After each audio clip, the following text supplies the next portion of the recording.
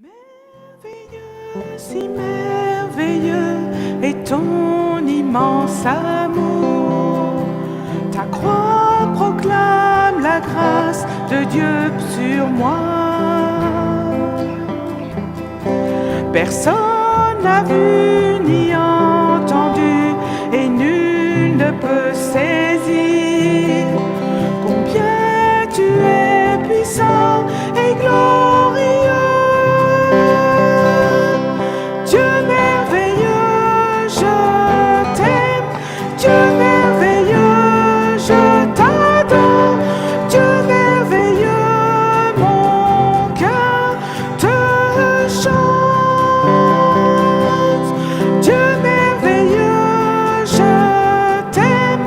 Dieu merveilleux, je t'adore.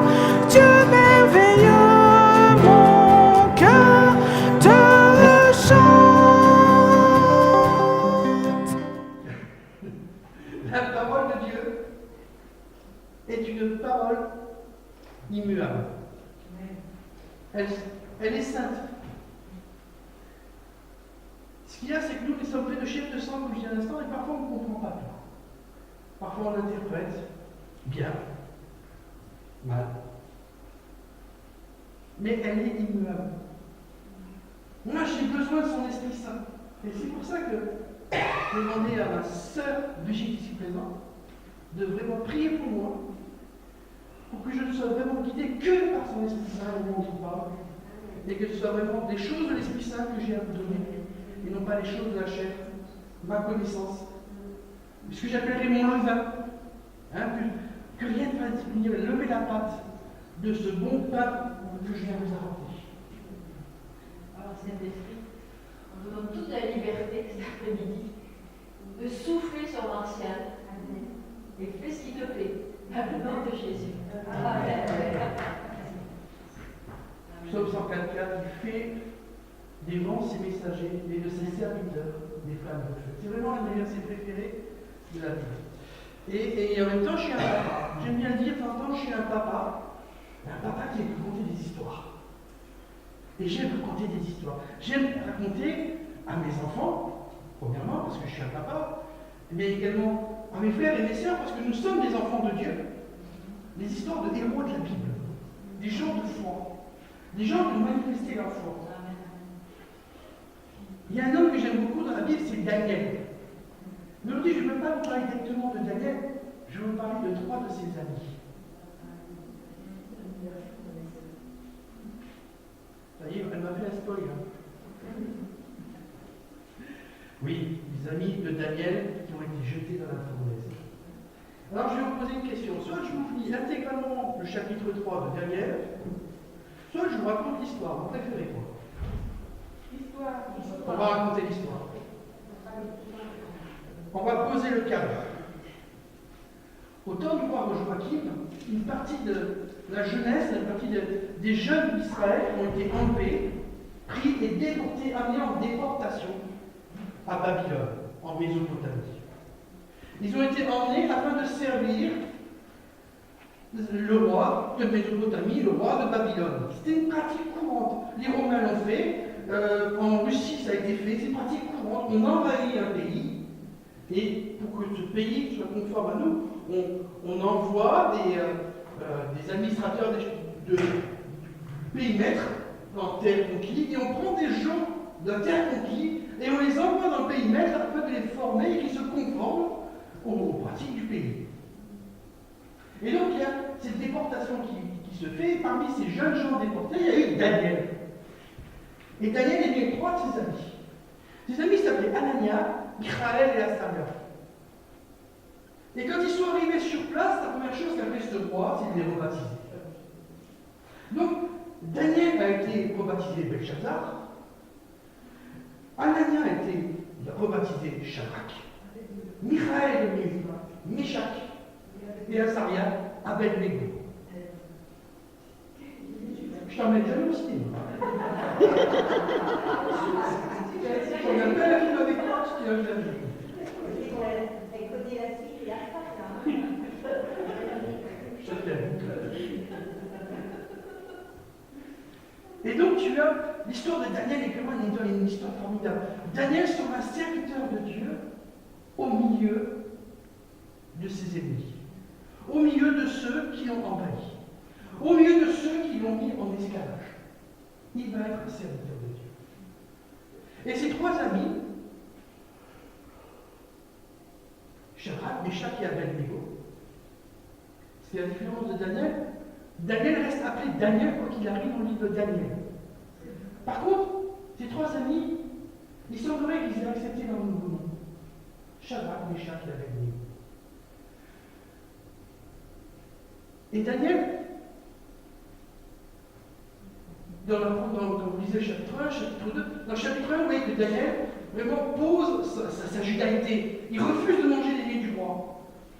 Dans le chapitre 2, il va répondre à une nécessité du roi. Le roi va faire un rêve, il va être perdu dans ce rêve, et Daniel va venir lui expliquer ce rêve. Mais il ne va pas venir le faire seul. Il y avait ses trois amis qui ont prié, qui se sont mis à part avec lui. Et à cause de ça, ces trois amis, Shadrach, Meshach et Abednego, vont devenir des administrateurs, des gens bien placés au niveau de l'administration mésopotamienne, au niveau de l'administration du roi Nabuchodonosor, et ils vont prendre une certaine position. Mais un jour, ce roi se fait faire une statue. Une statue, toute faite d'or, 30 mètres de haut. Et il fait publier un édit. Au son de la trompette, de la sitar, de la guitare, au chant, tout le monde se prosterne devant la statue. Et ce qui est assez curieux dans cette histoire, vous réalisez, c'est que Daniel n'y apparaît pas. Il n'y a que les trois amis de Daniel. Dans ce chapitre 3, Daniel est évoqué, mais il n'apparaît pas, il n'est pas acteur de ce fait.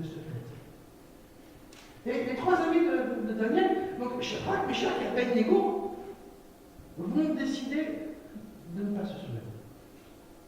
Lorsque le peuple entier se prosterne, ces trois personnes restent debout. Et à ce moment, des gens vont placer des mages, des astrologues, on les voit le roi. Et ils vont dire, roi Nabuchodonosor, vois-tu là-bas ces trois juifs désobéissants ont refusé de se prosterner devant la statue. Tu dois les jeter dans la fournaise. Et je crois qu'il connaît ces personnes-là, ce sont des personnages importants. Ce sont des amis de Daniel. Et Daniel était bien connu, bien vu. C'était un bon serviteur du roi. Il a fait venir ses trois amis, ces trois serviteurs, il a dit, mais est-ce que c'est vrai que vous ne voulez pas? Vous êtes là tous les trois, et la statue, faites sonner les trompettes, faites sonner les sitars, faites sonner... Et prosternez... Non, on ne se prosternera pas. Nous avons accepté la nouvelle identité que nous a donnée, mais nous refusons de nous prosterner devant un autre Dieu que le nôtre. Et sache, ô mon roi, que mon Dieu, ce Dieu puissant que nous avons célébré tout à l'heure, on va voir ce Yahweh, ce Jéhovah, ce El Shaddai, cet Adonai que nous aimons, que nous servons, à qui nous répondons, à qui nous rendons un culte, est puissant pour nous délivrer de ta main, pour nous délivrer de ta fournaise. Et combien même il ne le ferait pas, sache que nous ne le prosternerons pas devant toi. Nous ne rendrons pas un culte à ta personnalité. Et devant le refus de ces trois amis, le roi se met en colère, il dit qu'on les attache, qu'on les lie, qu'on fasse chauffer la fournaise 7 fois plus fort que d'habitude, et qu'on les jette. La fournaise était tellement chaude que lorsque les gardes qui amenaient Daniel se sont approchés pour les jeter dedans, ils ont pris feu. Tellement la fournaise était chaude. Et ces trois hommes sont jetés dans la fournaise. Et le roi regarde cette fournaise, il observe cette fournaise, il appelle ses conseillers, il dit les gars, je vais moderniser un peu le dialogue. On en a bien jeté 3 là. Oui, mon roi, on a bien jeté 3 hommes dans la fournaise. Ils étaient bien attachés. Oui, 3 hommes attachés dans la fournaise. Non, parce que là, j'en vois 4 libres qui se déplacent dans la fournaise. Et le 4e est bon comme un fils de Dieu. Et au final, les 3 amis de Daniel, donc Shadrach, Meshach et Abednego, ressortent de la fournaise. Et la Bible dira que même leurs vêtements ne sentaient pas la fumée. Leur lien, il n'y avait plus rien. Ils n'étaient plus attachés, ils étaient libres. Et le roi va faire une déclaration.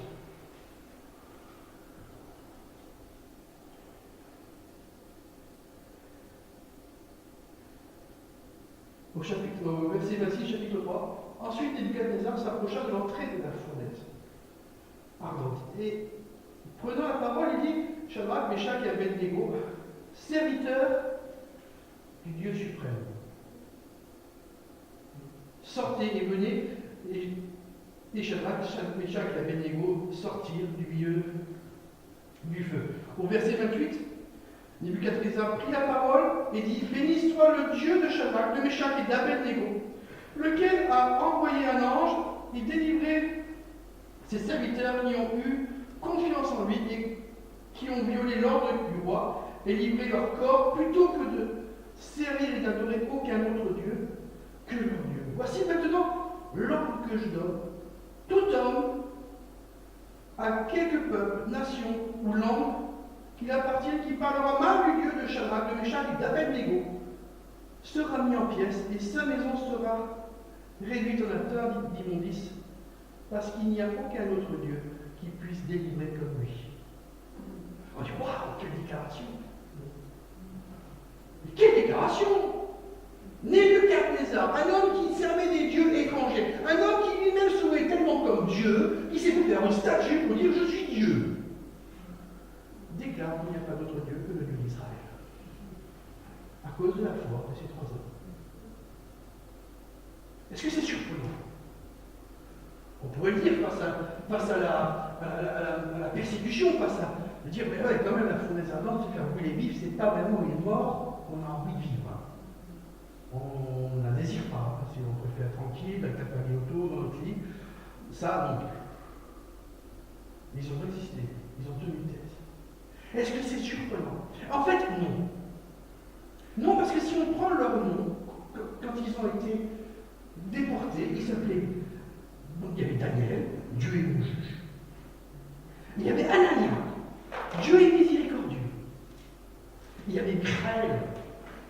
Qu'est-ce que Dieu est? Azaria, Dieu a secouru. C'était leur nom.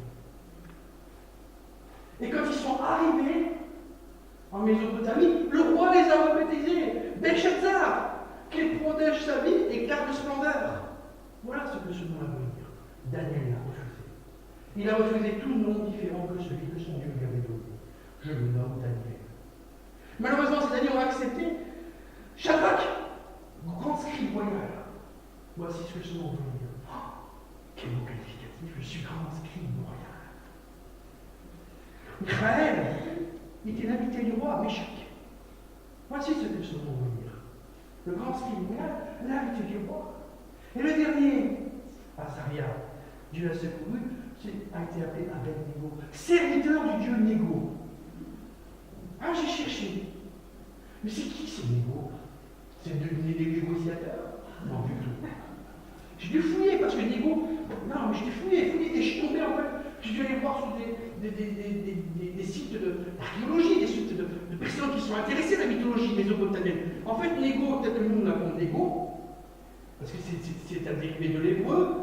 En fait, c'est le dieu Négar, le dieu des enfers. Satan. Serviteur de Satan. Cet homme a accepté de changer de nom. Et parfois, dans la vie que nous vivons, nous pouvons être l'autre. Nous perdons notre identité et nous prenons l'identité que cette société nous donne. Le drogué, l'alcoolo, la pipe, l'autre là-bas, le poisseux. Parfois, ce sont des noms. Voilà, vedette du foot. Le grand, le splendide chanteur. Et nous acceptons une identité qui en réalité n'est pas celle que Dieu nous a donnée. Nous vivons sur une identité qui n'est pas la nôtre, une identité qui nous est donnée de ce monde. Et nous nous conformons à ce que cette identité dit.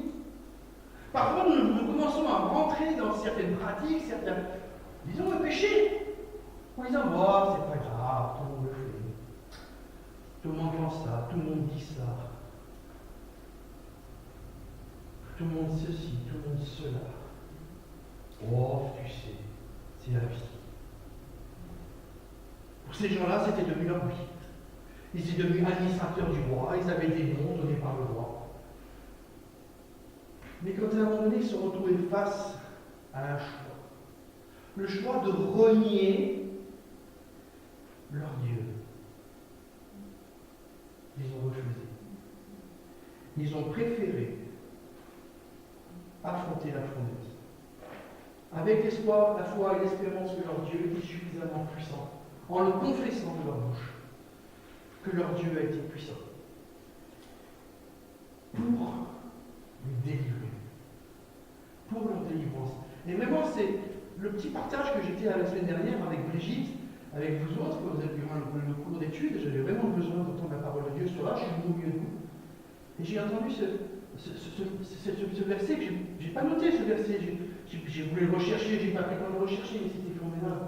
Que celui qui a accepté Jésus était appelé juste. Mais que celui qui confessait son nom était sauvé. Celui qui vient, qui témoigne de ce que Jésus est son roi, son Dieu puissant, son libérateur, son rédempteur, son sauveur, son Seigneur, celui qui leur témoigne publiquement reçoit le salut. Et c'est ce que ces trois hommes vivent. Ils ont évolué dans la société, ils ont accepté la nouvelle identité. En même temps, quand on se l'appelait éclat, sauveur, grand scribe royal, l'invité du roi, ça peut faire plaisir, hein. Bon, le serviteur de Satan, c'était du dieu d'égo. Moi, je m'appelle Martial, c'est-à-dire sous la protection du dieu Mars. C'est le nom que mes parents m'ont donné. Mais moi, j'ai une conviction. Hein. C'est pas une conviction, j'ai une assurance. C'est qu'un nom nouveau m'a été donné. Cette assurance, elle nous est donnée en Ésaïe 62. Alors les nations verront ton salut, et tous les rois ta gloire, et on t'appellera d'un nom nouveau que la bouche de l'Éternel déterminera. En Apocalypse 17, il est dit qu'un nom nouveau nous a été donné. En 3.12, il est dit que nous devons une colonne dans la demeure de notre Dieu. Nous recevons ce nom nouveau que Dieu nous a donné. Alors dans certains milieux, dans certains endroits, on dit tu reçois un nouveau, on t'appelle chrétien. Tu t'appelles enfant de Dieu. Mon enfant, fille de Sion. Dieu te donne un nom par lequel il t'appelle personnellement mon fils, ma fille, mon enfant. Le chapitre de 12 dira je donnerai une pierre, une sorte de pierre, il y aura un nom gravé dessus. Le nom nouveau que je te donne et qui n'est connu qu'entre toi et moi. Ce nom pour lequel nous serons appelés quand nous rejoindrons le royaume des cieux, lorsqu'au jour quand on sonne la trompette, à la voix de l'archange, nous serons partis, nous irons là-haut dans notre beau corps tout neuf, glorieux, ma sœur. Nous recevrons et nous nous appellerons par ces noms-là. Nous recevrons cette identité pleine et entière. Mais en tant qu'enfant de Dieu, tu es appelé à vivre cette identité ici-bas déjà. Tu es appelé à rentrer dans cette identité, à apprendre à l'explorer dans la présence du Saint-Esprit. Ami internaute, tu es appelé à explorer ton identité en Jésus-Christ. Mon frère, ma soeur, nous devons la vivre pleinement, entièrement. Sinon, nous vivons l'identité que les gens nous ont donnée. Mon serviteur, le moins que rien, ma bonne poire, mon machin, mon truc, toi là, viens ici. Et nous conformons à ce moment-là à cette identité qui n'est pas notre nature et qui nous rend malheureux, qui nous détruit petit à petit, qui nous amène dans une servitude et qui nous empêche de vivre pleinement la véritable vie que nous devons vivre. Cette identité, elle nous a été restituée d'une seule et unique manière. Elle nous a été rendue par Jésus-Christ sur la croix du Calvaire.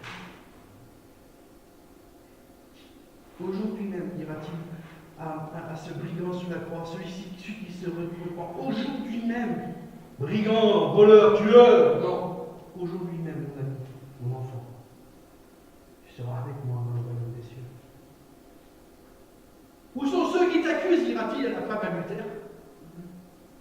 femme non plus va et ne péche plus.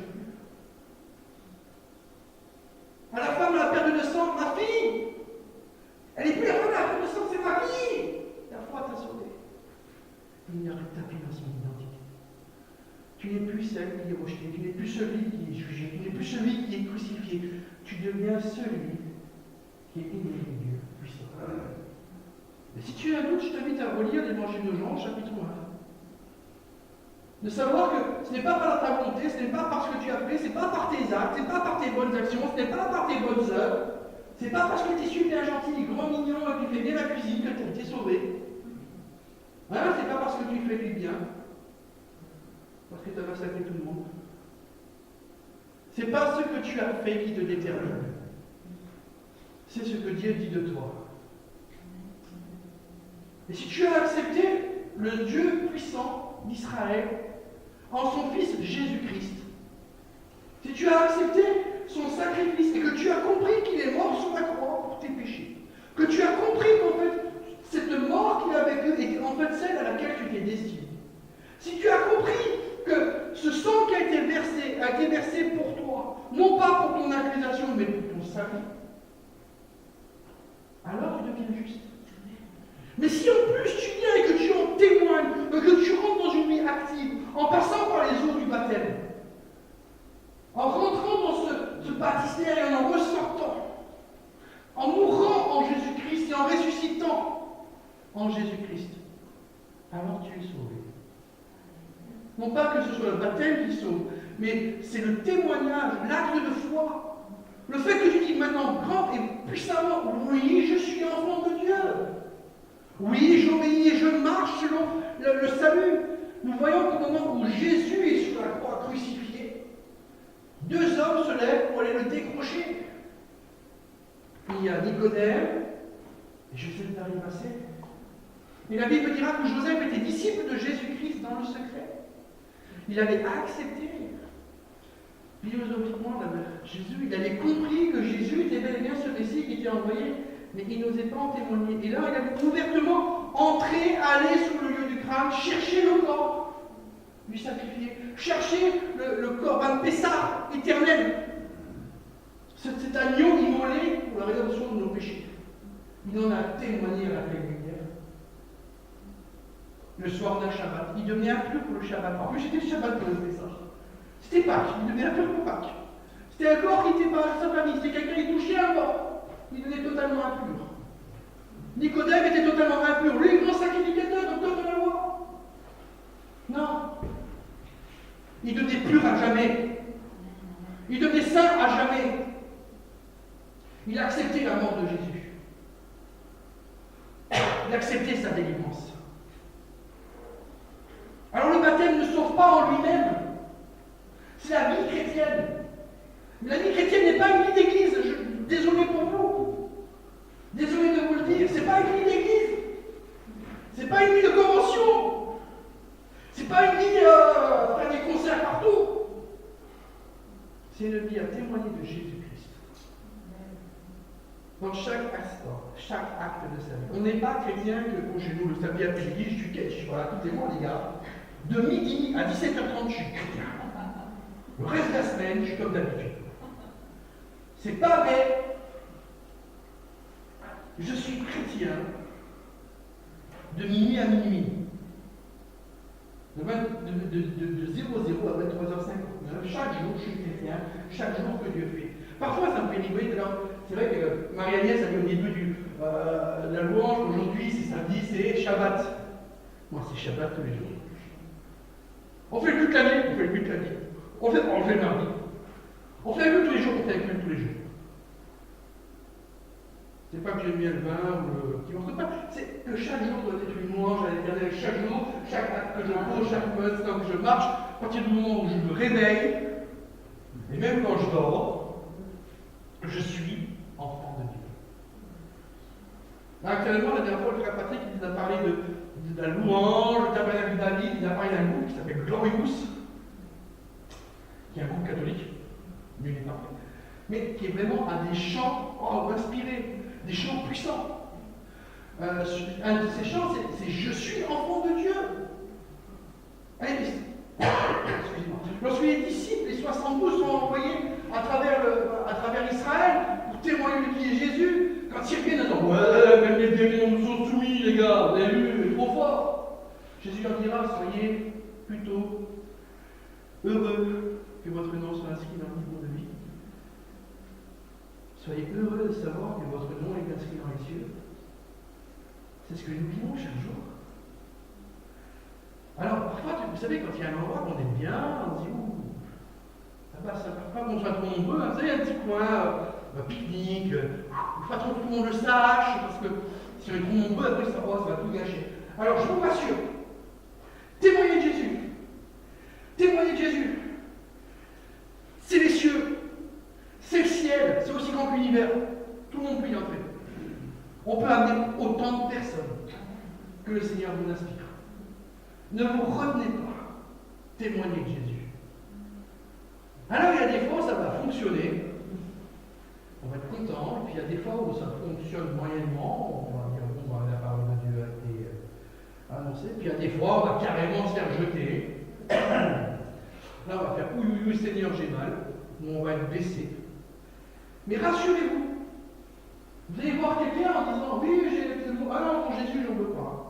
Il croise une autre, quelqu'un qui ne connaît pas, une sœur, oui, j'ai quelque chose à vous dire. Quoi? Ah, Jésus, non, mais Jésus, j'en veux pas. Puis à un moment donné, le gars, il va peut-être faire 300 km, il rencontre encore quelqu'un qui parle de Jésus. Et peut-être arrivé à la 15e, 20e personne, il va peut-être avoir une nécessité. Parce qu'en réalité, on accepte Jésus quand on a une nécessité. Et c'est pas compliqué parce que son nom, c'est Je suis. Je suis le puissant sauveur. Je suis ton médecin. Je suis ton rédempteur. Je suis ton conseiller. Je suis celui dont tu as besoin. Je suis l'éternel avocat. Et en réalité, il va se passer à un moment donné où vous allez tomber sur quelqu'un qui a une nécessité dans la vie. J'en parlais l'autre jour, j'en discutais entre nous, quand on avait le moment du repas de Pâques. Vraiment, le Seigneur m'a compris qu'il est lumière du monde. Et nous, attendez, oui, lumière du monde, le monde qui m'entoure. Mon monde à moi, Martial, dans mon foyer, dans ma famille, n'était que ténèbres. Ma vie n'était que ténèbres. Envie, jalousie, colère, amertume. Et un jour, le soleil de justice, Jésus de Nazareth, s'est levé dans ma vie. Et il m'a éclairé, moi, pauvrement. Et au fur et à mesure que j'acceptais ce Jésus, cette lumière s'est répandue autour de moi, dans mon foyer, ma famille, autour de moi, et s'agrandit, et mon monde s'agrandit au fur et à mesure que je laisse le soleil de justice s'élever dans ma vie. Paul dira, il faut que je diminue afin qu'il croisse. Non, c'est pas ça. Il faut qu'il croisse afin que je diminue. Plus le soleil devient puissant, plus regardez, le matin, quand il y a un lever de soleil, d'abord, la nuit s'efface. Ah, il y a plus de lumière. Puis, regardez, c'est une belle de orange qui se lève, puis petit à petit. Puis à midi, au-dessus de vous, il n'y a plus une ombre, il n'y a plus rien. Vous êtes dans sa pleine lumière. Et vous êtes appelés à vivre cette pleine lumière. Et même plus, vous êtes appelés à devenir cette pleine lumière. Hein, Jésus dira dans le sermon sur la montagne, si une vie est éclairée, on la met en haut de la colline. On met une lampe, j'allume une bougie pour éclairer une pièce, je mets au milieu de la pièce sur la table, par en dessous et encore moins sous un seau. Vous êtes appelés à briller. Je ne sais plus dans quel épître, vous êtes appelés des étoiles dans le ciel, des flambeaux. Vous êtes appelés à briller. Alors vous ne gênez pas à briller. Shadrach, Meshach et Abednego ont été jetés dans la fournaise. Mais la lumière qui était en eux était plus puissante que cette fournaise. Le Dieu d'Israël qu'ils servaient était plus puissant que cette fournaise. Et la fournaise n'a pas pu les atteindre parce que c'est eux qui ont irradié la fournaise. Parce qu'au centre de la fournaise qui était chauffée cette fois plus fort, on les voyait, ils brillaient à l'intérieur. Ce monde est une fournaise. Il n'y a pas de souci. Ce monde nous est hostile. Pas la nature, mais ce monde dans le sens société. Mais vous êtes appelés à briller. Comme je le dis souvent, je ne vous raconte pas qu'à Rabistouille. Dans la vie chrétienne, on a des soucis comme ceux qui ne sont pas dans la vie chrétienne. Selon on les vit, eux, on les aborde différemment. Tout le monde dit, ah, mais faut que tu trouves une solution. Jésus dit, je suis ta solution. Je l'ai. Viens à mon écoute. Viens à mon appel. Viens écouter ce que j'ai à te dire. Et tu vivras la solution. Seigneur Jésus, vraiment, je veux te remercier, te rendre gloire, te rendre grâce de ce que tu nous as laissé de si précieux témoins dans ce livre, de si précieuses histoires, de si précieuses, Seigneur, exemples, pour que nous puissions nous en inspirer. Je veux vraiment élever ton nom au-dessus de chacune des personnes ici présentes et à travers chacune des personnes qui écouteront ce message. Seigneur, pour que tu puisses te révéler à chacun d'entre eux comme étant le Dieu d'Israël, le Dieu de leur vie personnelle. Que Jésus de Nazareth puisse devenir leur sauveur, leur rédempteur, comme il l'est pour chacune des personnes qui sont ici. Seigneur, chacune des personnes qui sont en ce lieu ont peut-être un secours, ont peut-être une nécessité, peut-être un besoin de guérison, un besoin, Seigneur, d'une solution, comme notre frère a pu avoir besoin d'une solution pour son appartement. Seigneur, que chacun dans son cœur puisse lever la louange qui t'est due, car tu possèdes la solution. Je loue ton nom, Seigneur Tout-Puissant. Et que celui qui a une nécessité puisse élever sa voix, une nécessité de guérison, qu'il puisse venir voir les anciens, ceux de l'Église, afin de pouvoir recevoir la prière. Seigneur Tout-Puissant, que nous ayons le courage d'aller vers ceux qui ont besoin de toi, ceux qui sont dehors. Que nous puissions recevoir de toi notre pleine et entière identité afin de la vivre. Et Seigneur, et je parle pour moi premièrement, aide-moi à rejeter l'identité que le monde veut me donner afin d'entrer dans celle que tu m'as offerte. Béni soit ton nom, Jésus-Christ. Amen. Si merveilleux est ton immense amour, ta croix proclame la grâce de Dieu sur moi. Personne n'a vu ni entendu et nul ne peut saisir